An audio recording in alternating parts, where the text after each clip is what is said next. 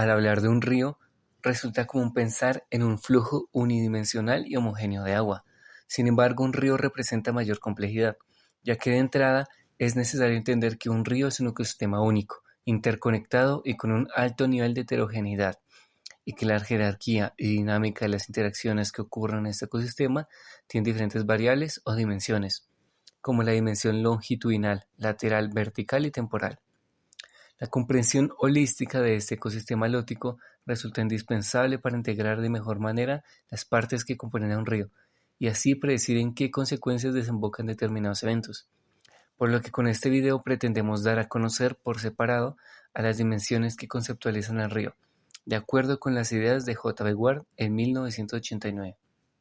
Sabiendo esto, repasaremos las siguientes 6 secciones para comprender qué es realmente un río. Como ya mencionamos, es necesario pensar que un río es más que el agua que fluye corriente abajo. El flujo de materia y energía en un río está determinado por la dimensión longitudinal, siendo la más intuitiva, ya que esta vincula el río aguas arriba y aguas abajo.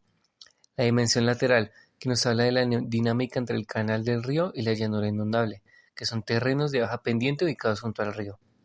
La dimensión vertical, que relaciona el canal con las aguas subterráneas contiguas, y la dimensión temporal, que superpone una jerarquía temporal sobre las dimensiones espaciales. Conociendo un poco de las 4 dimensiones de un río, podemos considerar con mayor facilidad por qué hay un alto nivel de heterogeneidad en este ecosistema halótico, ya que podemos ver que hay múltiples caminos interactivos que se traducen en flujos de materia y energía en más de una dirección. Podemos apoyarnos en el concepto del continuo del río y de la espiral de nutrientes, para entender algunas de las implicaciones ecológicas de la dimensión longitudinal, que habla de la interacción entre el canal río arriba y río abajo, mientras que el continuo del río nos dice que un río no son secciones aisladas, sino más bien es un sistema interconectado desde su nacimiento hasta su desembocadura, y que hay un gradiente de recursos al cual los organismos se adaptan. La espiral de nutrientes nos habla del intercambio de nutrientes que se da entre los componentes biológicos y el cauce del río. Un ejemplo de las interacciones dadas en esta dimensión son las migraciones de peces anándromos y catádromos. Por un lado, los peces anándromos, como los salmones, nacen y se reproducen en aguas lóticas, mientras que viven la mayor parte de su vida en el ecosistema marino. En contraste, los peces catádromos, como las anguilas, nacen y desovan en el mar, mientras que pasan la mayor parte de su vida en aguas lóticas. Por lo que la migración en ambas clases de peces es clave en su modo de vida. Sin embargo, que un tipo de migración se dé en mayor medida depende principalmente en la producción marina y fluvial. Estos peces presentan diferentes interacciones con la dimensión longitudinal del río según su estadio. Otro ejemplo de la heterogeneidad en esta dimensión es el ciclo de colonización visto en algunos insectos, en donde se observó que el 90% de los adultos tenía un vuelo con dirección río arriba, lo cual podría implicar una mayor explotación de biotopos y un transporte de carbono alternativo al cauce del río.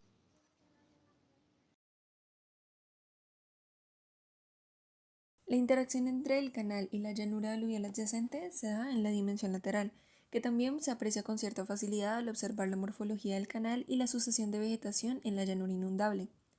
Podemos visualizar un transporte de nutrientes pensando en el desbordamiento de un río y que en el momento en el que el agua invade los terrenos adyacentes se renuevan los cuerpos de agua de la llanura inundable y quedan nutrientes traídos por el canal del río. Por esto se puede decir que en un río hay entradas laterales. Gracias a este transporte de materia se estimula el crecimiento de algas y plantas hidrófitas. Además del intercambio de nutrientes, la dimensión lateral permite describir rutas alternas de migración y acoge el movimiento de algunos peces que buscan resguardo en el canal durante temporadas secas, pero que viven la mayor parte del tiempo en las llanuras inundables. Un ejemplo de estas interacciones laterales con el río se ve en las ninfas de las efímeras en Canadá, que luego de nacer en el río se desplazan hacia aguas menos profundas hasta subir a las llanuras inundables, donde termina su desarrollo, para finalmente ovipositar en el río.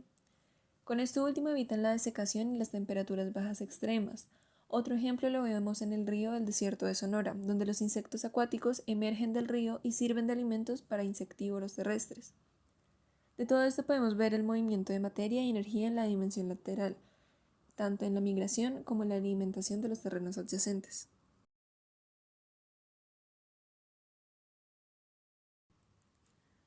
La importancia de tener en cuenta la dimensión vertical va en conocer el gran intercambio de nutrientes que se da entre las aguas superficiales y las aguas subterráneas, que son particularmente ricas en fósforo y nitrógeno. Este intercambio es el que fomenta el desarrollo de tapetes o esteras de algas en las orillas de los ríos, gracias al base flow o caudal base, el cual tiene su fuente en aguas subterráneas. Esta descarga de nutrientes obtenidos de aguas subterráneas hace productivo el improductivo sistema fluvial. Contemplando estas dimensiones espaciales podemos ver que no solo hay un gradiente de especies según la posición en la que se encuentran en el río, sino que también hay una dinámica de carbono y nutrientes que conecta las partes del ecosistema y regula la producción de este, que logra ser productivo en gran parte gracias a las entradas externas de materia.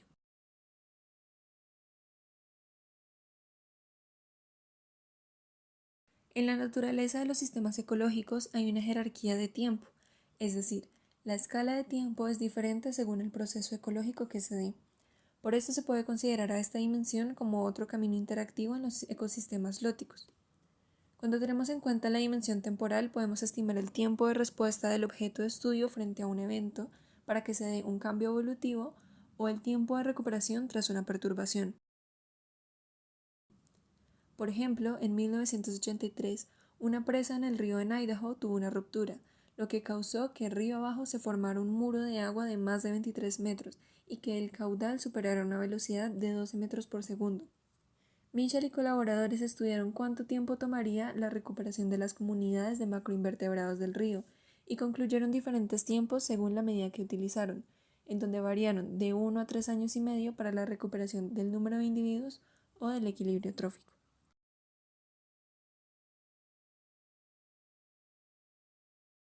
Finalmente, tomando las dimensiones espaciales y temporales, podemos darle una clasificación jerárquica a los ríos.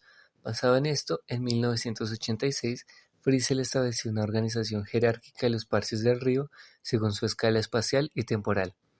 Traducido en su medida en metros y su persistencia en años, esta perspectiva espacio-temporal permite entender que, por ejemplo, en la recuperación de un río hay una sucesión temporal y espacial gracias a su unidireccionalidad. Estas dimensiones nos permiten a nosotros entender que los ecosistemas lóticos tienen múltiples vías de interacción. Esta interdependencia con los ecosistemas vecinos nos vuelve una parte integral del paisaje.